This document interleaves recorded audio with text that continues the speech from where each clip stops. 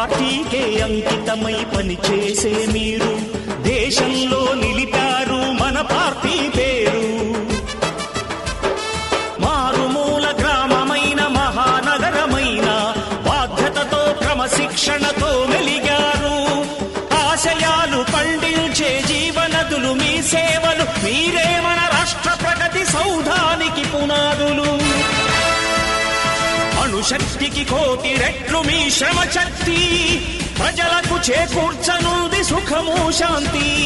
నందమూరి ఆశయ రథ సారథ్యం మీదే, చంద్రబాబు స్వర్ణాంధ్రకు నిర్మాతలు మీరే. పగలురే ఈ పార్టీకై కృషి చేసి మీరు ఎన్నెన్నో విజయాలను సాధించారు.